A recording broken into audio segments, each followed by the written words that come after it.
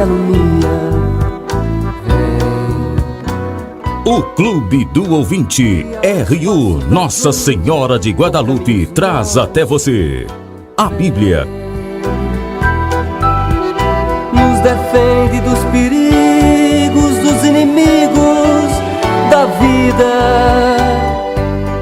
Estimados irmãos e irmãs, continuamos e hoje terminamos a primeira carta aos Tessalonicenses, o primeiro escrito do Novo Testamento, não só de Paulo, do ano 52 depois de Cristo, que nós dizíamos leva como interesse a questão da vida futura, que nós chamamos escatologia. Nós vamos ver agora, já tendo visto a realidade de Tessalônica, já visto quais são as inquietações principais, vamos ver a mensagem da carta. O conteúdo central da carta é o Evangelho. Por causa dele, Paulo chegou tanto a Filipos quanto a Tessalônica. A difusão do Evangelho é atribuída ao Espírito Santo com profunda convicção dos evangelizadores. Chama-se Evangelho de Deus, ou seja, a origem do Evangelho é Deus. E Paulo exerce o papel de genitor, de pai com os próprios filhos, conforme o capítulo 2, versículo 11. Primeiro ponto, a eleição e o reino de Deus. O reino de Deus era o centro da pregação de Jesus, como já está no Evangelho de Marcos, no primeiro capítulo. Paulo apresenta diversos elementos de novidade. No capítulo 2, versículo 12, também lá na primeira carta aos Coríntios, capítulo 4, versículo 20, e outros textos, explica pela via da argumentação o que Jesus apresentava com parábolas. Paulo argumenta, Jesus dava uma didática comparativa, que são as parábolas. Para Paulo, o reino de Deus já age no presente da eleição divina. Somos chamados pela fé em Cristo e continuamos no presente, já chamados no passado, agora continuamos. Isso é referido no capítulo 2, versículo 12, que aqui eu leio. Nós vos exortamos, vos encorajamos e vos conjuramos a viver de maneira digna de Deus, que vos chama ao seu reino e à sua glória. É um chamado. Então, o modo de agir dos fiéis nas escolhas éticas de comportamento atesta que a hereditariedade do reino de Deus não é adquirida, mas está em contínua tensão em relação ao futuro, ou seja, ainda não está realizada, está ainda em direção àquilo que virá. A santidade dos coríntios nasce da escolha divina e motiva o comportamento e a ética cristã, conforme o capítulo 3, versículo 13, que nos diz: queira ele, ou seja, Jesus Cristo, confirmar vossos corações numa santidade irrepreensível aos olhos de Deus nosso Pai, por ocasião da vinda do nosso Senhor Jesus Cristo com todos os santos. Essa vinda que era tão esperada. Em segundo lugar, a mímese. Mímese significa a imitação de Cristo. Ou seja, com a imitação, a mímese de Paulo e do Senhor, é a meta até tornar-se modelo para todos os fiéis que estão na Macedônia, em Acaia, ali a região da Grécia. Diz o capítulo 1, versículo 6, vós os tornastes imitadores nossos e do Senhor, acolhendo a palavra com a alegria do Espírito Santo, apesar das numerosas tribulações. Paulo teve que sair de lá porque foi perseguido. Então, aqui, eles se tornam testemunhas a serem imitadas. Oxalá fôssemos todos assim. E tentamos sê-lo. Então, existe um processo de congenialidade, ou seja, nasceram do mesmo gene, da mesma origem, e de connaturalidade, a mesma natureza.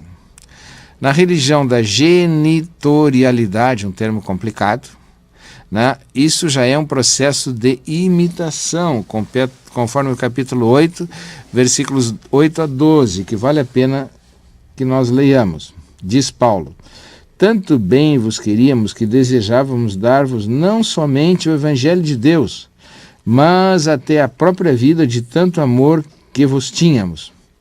Ainda vos lembrais, meus irmãos, dos nossos trabalhos e fadigas. Trabalhamos noite e dia para não sermos pesados a nenhum de vós. Foi assim que pregamos o Evangelho de Deus. Vós sois testemunhas, e Deus também o é, de quão puro, justo e irrepreensível tem sido o nosso modo de proceder para convosco os fiéis. Bem sabeis que exortamos a cada um de vós como um pai aos filhos. Quando nós vos exortamos, vos encorajávamos e vos conjurávamos a viver de maneira digna de Deus, que vos chama ao seu reino e à sua glória, como já tínhamos lido. Então, isso aqui é um comportamento exemplar para nós, paradigmático de Paulo e dos Tessalonicenses, dar a própria vida. Eles sofrem as mesmas perseguições que aqueles da Judeia e se difunde a outras comunidades o Evangelho apesar das perseguições. Terceiro ponto e central é uma esperança perseverante. No capítulo 1, versículo 3, já fala numa fé operosa, num amor fatigante, na esperança perseverante que os destinatários colocaram no Senhor Jesus. Então, fé, amor e esperança, como nos diz o versículo 3, é que recordamos sem cessar aos olhos de Deus, nosso Pai, a atividade da vossa fé, o esforço da vossa caridade e a perseverança da vossa esperança em nosso Senhor Jesus Cristo. No capítulo 5, versículo 8, aparece a mesma tríade, com a metáfora da armadura, ou seja, a vida cristã é uma batalha espiritual com a couraça da fé e do amor, com o elmo, ou seja, o capacete da esperança, a esperança numa dimensão fundamental da espera final, escatológica, ao contrário dos que não têm esperanças. Capítulo 4, versículo 13. 4:13, que nos diz, irmãos, não queremos que ignoreis o que se refere aos mortos, para não ficardes tristes como os outros que não têm esperança. O cristão é alguém de esperança.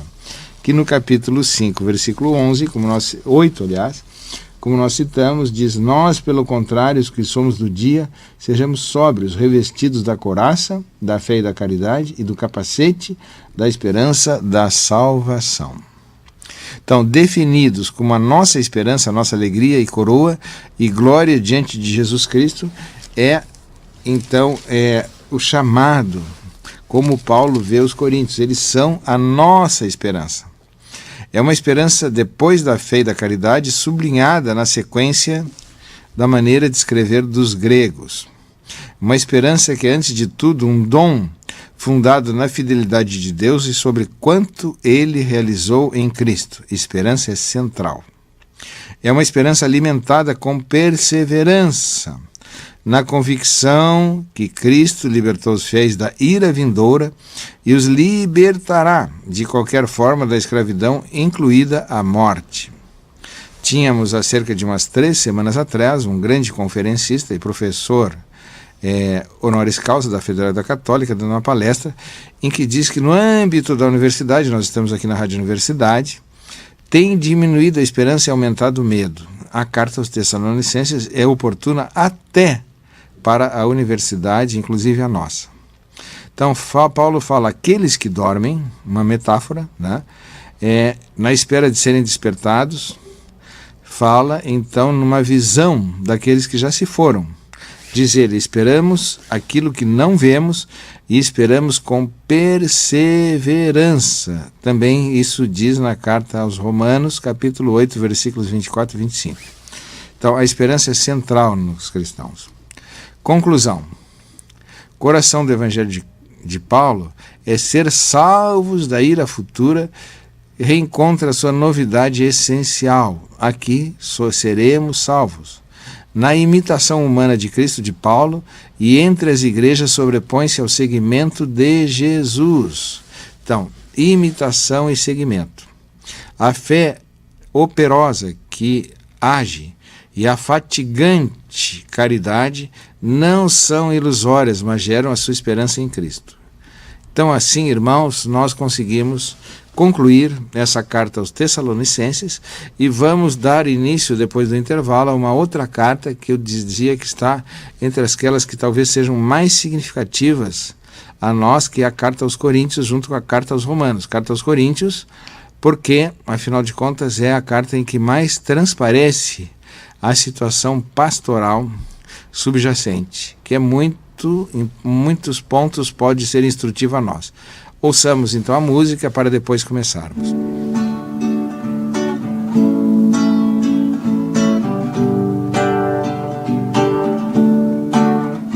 Toda a Bíblia é comunicação de um Deus amor, de um Deus irmão. É feliz quem crê na revelação, quem tem Deus no coração. Jesus Cristo é a palavra, pura imagem de Deus Pai. Ele é vida e verdade, a suprema caridade. Toda a Bíblia é comunicação de um Deus amor, de um Deus irmão. É feliz quem crê na revelação, quem tem Deus no coração. Os profetas sempre mostram a vontade do Senhor. Precisamos ser profetas para o mundo ser melhor. Toda a Bíblia é comunicação de um Deus amor, de um Deus irmão. É feliz quem crê na revelação, quem tem Deus no coração. Os profetas sempre mostram a vontade do Senhor. Precisamos ser profetas para o mundo ser melhor. Jesus Cristo é a palavra, pura imagem de Deus Pai. Ele é vida e verdade, a suprema caridade. Toda a Bíblia é comunicação de um Deus amor, de um Deus irmão. É feliz quem crê na revelação, quem tem Deus no coração. Os profetas sempre mostram a vontade do Senhor. Precisamos ser profetas para o mundo ser melhor. Toda a Bíblia é comunicação de um Deus amor, de um Deus irmão.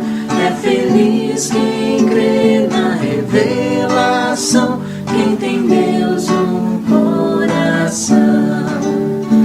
Os profetas sempre mostram a vontade do Senhor. Precisamos ser profetas para o mundo ser melhor. Toda a Bíblia é comunicação de um Deus amor, de um Deus irmão. É feliz quem crê na revelação, quem tem Deus no coração. Então, continuando, eu tenho à minha frente aqui algumas imagens no PowerPoint, no slide, da cidade de Corinto, onde tem a Acrocorinto e a Baixa Corinto. Corinto, nas alturas, é onde reinava o comércio. E lá Paulo, se acredita, estabeleceu a sua tenda e fabricava como um trabalhador artesão polivalente, não só tendas, mas os mais diversos objetos. E assim ele pagou a sua atividade. É uma longa estrada que vai da Baixa Corinto até a Acro Corinto, que eu estou vendo aqui. Na Baixa Corinto, então, tem o que nós chamamos de bema. Bema é onde eles faziam os grandes discursos. Diante daqui nós celebramos lá a missa, 2 padres, eu e um grupo de imigrantes, na bema de Corinto. Em Corinto também temos o famoso canal. Corinto, na antiguidade, transportava por 60 quilômetros em cima de toras, rolantes, roliças de madeira, as naves, para não fazer toda a volta naquela península, que era quase uma ilha, com um estreito fio de ligamento com o continente, de forma que por terra não viesse a naufragar no risco do oceano. E aqui eu tenho à minha frente o canal de Corinto, que é análogo ao canal do Panamá e assim por diante, onde passam hoje grandes navios. Então, o que nós temos em Corinto? Corinto, quando eu chegava do doutorado, era a carta a ser utilizada no mês da Bíblia. E aqui nós temos diante de nós diversos itens que foram valorizados. Primeiro, juntos, valorizando os irmãos, em nome de quem nos unimos, Jesus Cristo, uma sabedoria diferente. Paulo se confronta com uma sabedoria bastante inflamada e bastante ostensiva, e diz que a nossa sabedoria está em Jesus. Sabedoria que sustenta a comunidade, a sabedoria que vem de Deus. Então, as obras são instrumentos de Deus, o ministério é serviço. Todos são chamados, cada um na sua situação. Era uma comunidade ampla, numa cidade que na época, nós vamos ver, tinha 500 mil habitantes, o dobro de Pelotas. Então, Paulo prega também que amor é acolher as diferenças. Ou seja, alguns dons se sobrepunham aos outros até com uma certa vaidade. Diz Paulo que anunciar o evangelho deve ser feito na gratuidade com alegria. E a vida nos leva a fazer escolhas. Tudo, porém, é para a glória de Deus.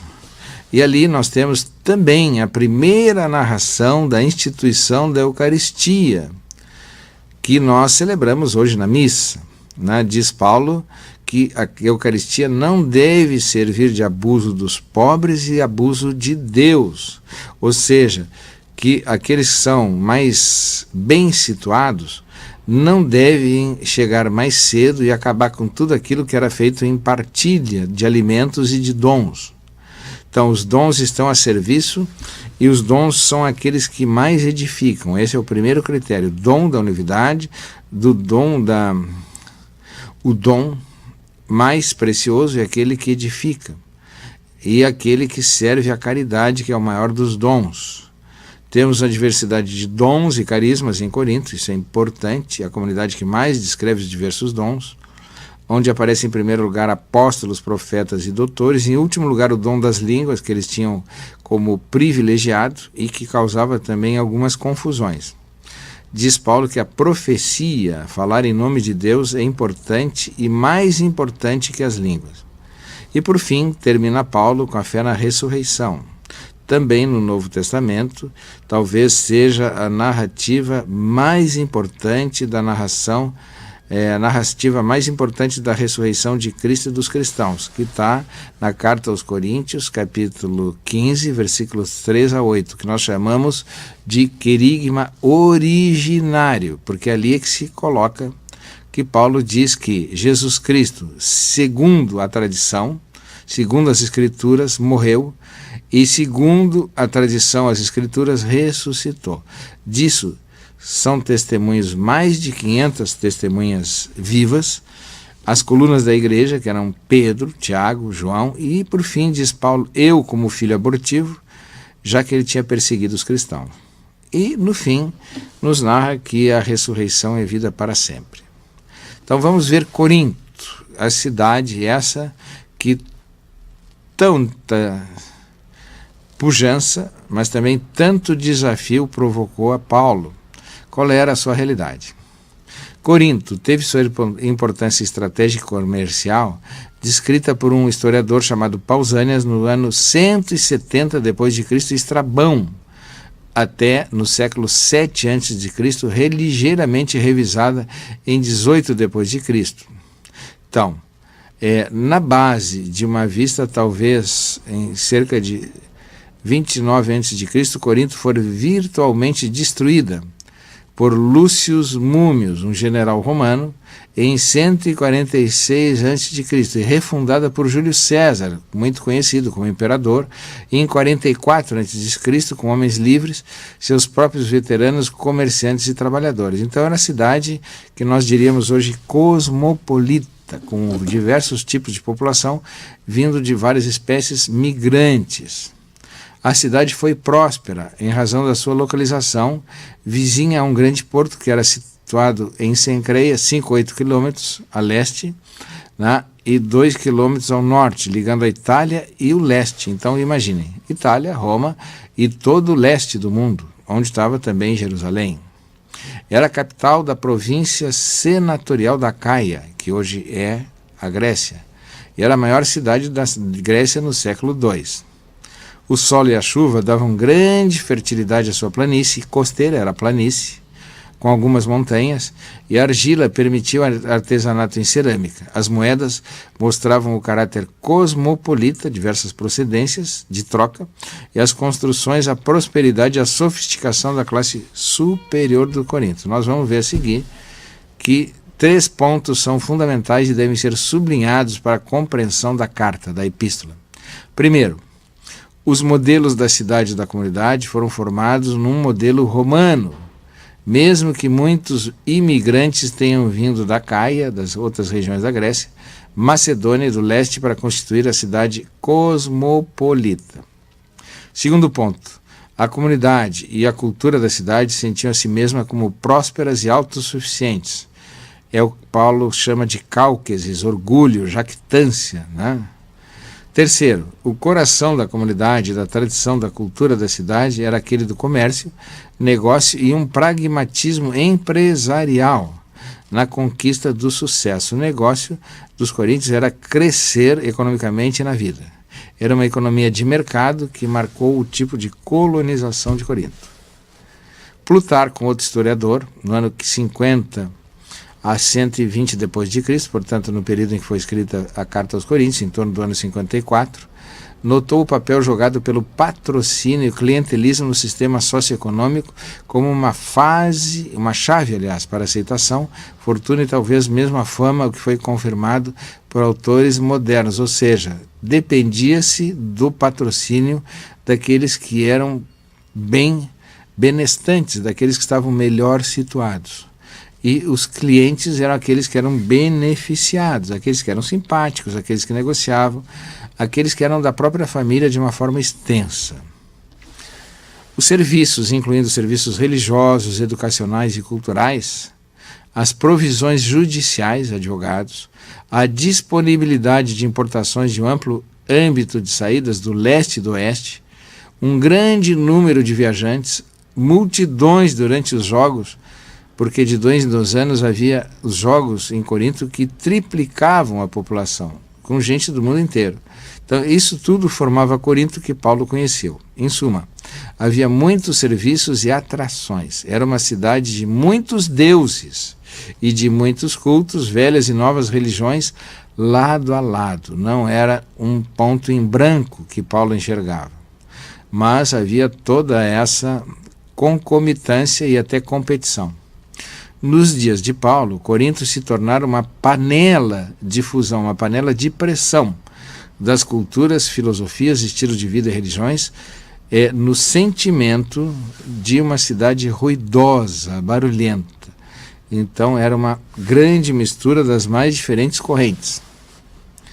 Temos também uma análise socioeconômica de um autor norte-americano muito comentado, que é Wayne Mix, Primeiros Cristãos Urbanos.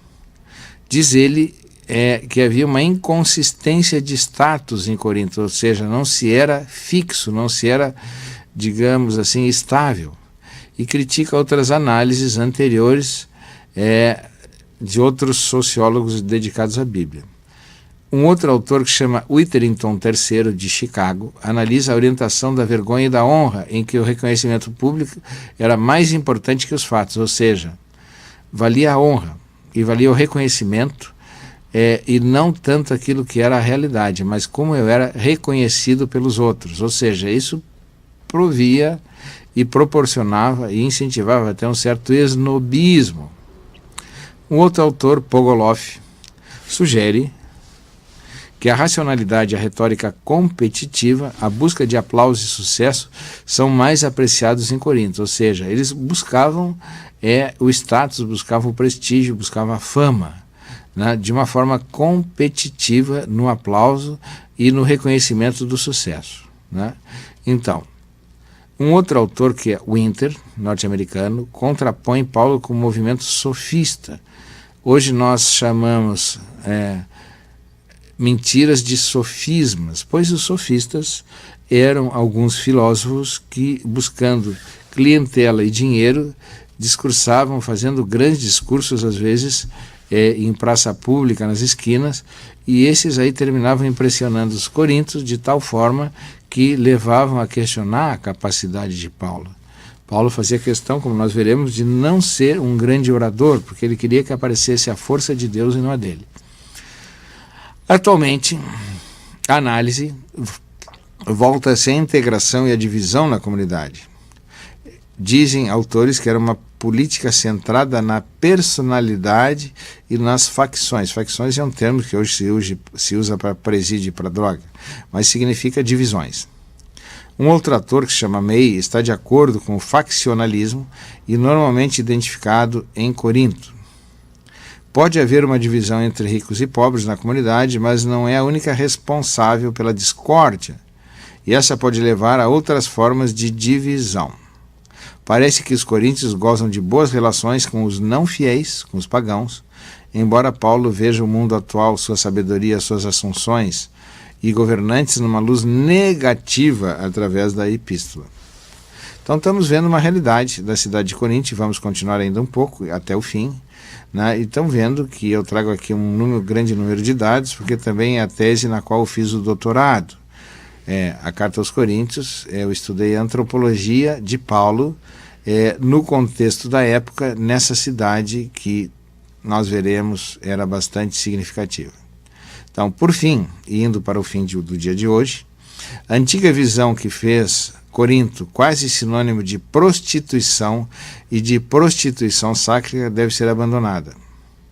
Um autor antigo, Aristófanes, usava o verbo corintianizar como verbo para uma vida dissipada. Corintianizar seria transar com prostitutas. E joga uma obra, O Corinto, com nome intercambiável com o patrão das prostitutas.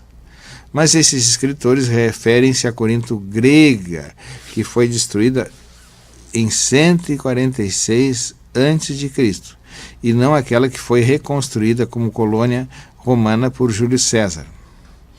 A referência de Estrabão, outro autor, frequentemente citada, de um templo de 1000 prostitutas, dedicada a Afrodite, a deusa do amor, refere-se também àquela Corinto grega destruída no ano 143. Então tinha sido realmente uma cidade dissipada e devassa.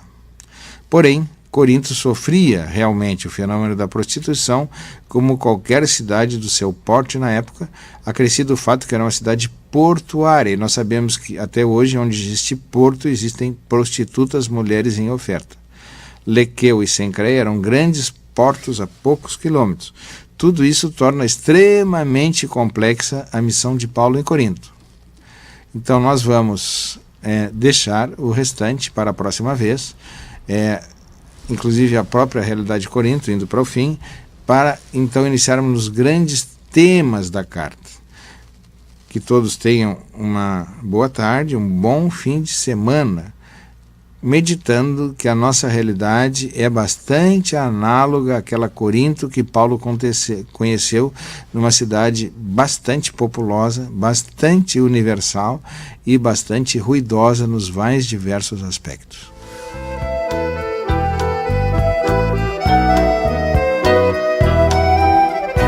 Luz na frente, paz na guia, Deus que alumia.